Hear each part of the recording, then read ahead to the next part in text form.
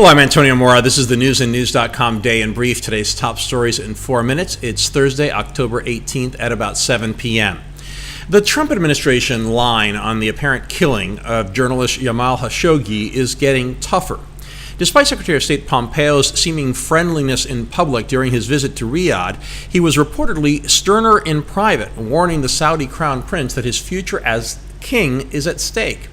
Today, President Trump said it certainly looks like Khashoggi is dead and threatened very severe consequences if the Saudis are found to have murdered him.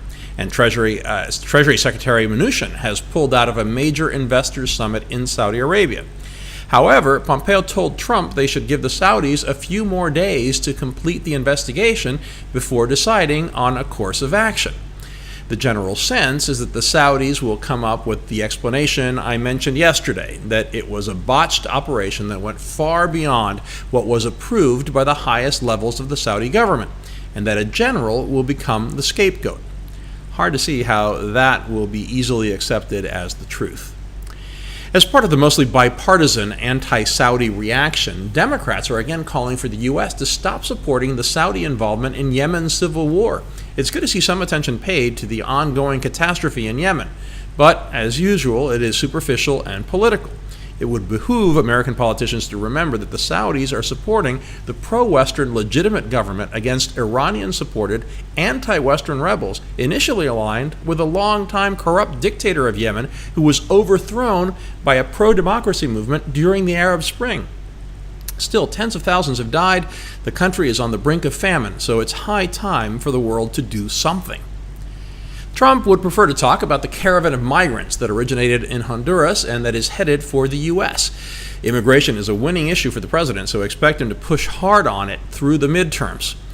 While his predecessor was known as No Drama Obama, we are exposed to the theater of Trump every day. And the storyline, which emerged in a Twitter tirade, is that Trump is taking a hard line, going as far as threatening a military closure of the border with Mexico if our neighbor to the south doesn't stop the migrants.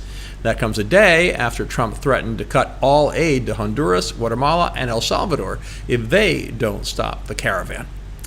Talking drama, the recent surge in border crossings reportedly sparked a shouting match between National Security Advisor John Bolton and Chief of Staff John Kelly.